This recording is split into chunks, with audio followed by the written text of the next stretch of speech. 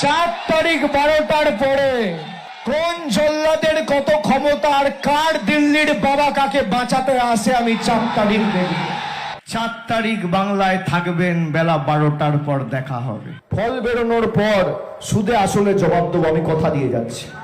4 তারিখে রবীন্দ্রসঙ্গীতের সাথে গ্রামে একটু করে ডিজেও বাজবে। তৈরি থেকো, আমি মমতা বন্দ্যোপাধ্যায়ের মতো উদার নই।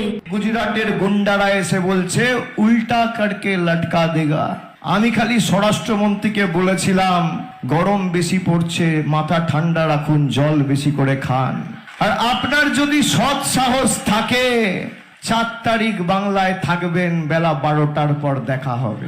4 তারিখে তৃণমূল আরামবাগ জিতুক বা হারুক, আমরা গতবারও আরামবাগ হেরেছিলাম, গোঘাট হেরেছিলাম, খানাকুল হেরেছিলাম, পুরসুরা হেরেছিলাম, কিন্তু উদারতা পার পেয়ে গেছিলে।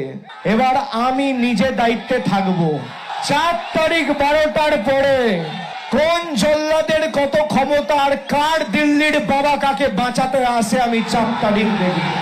ফল ঘোষণা অবধি দাঁতে দাঁত চিপে কষ্ট হলেও আপনারা অপেক্ষা করুন।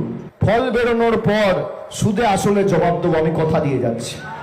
যদি ভাবে কাস্তে হাতুড়ি ছেড়ে পদ্ম নিয়ে প্রচার করে আবার সিপিএম এর অনুন্নয়নের সন্ত্রাসের কালো দিনগুলো পূর্ব বর্ধমান জেলায় ফিরিয়ে আনবে, 4 তারিখে রবীন্দ্রসঙ্গীতের সাথে গ্রামে একটু করে ডিজেও বাজবে। তৈরি থেকো, আমি মমতা বন্দ্যোপাধ্যায়ের মতো উদার নই।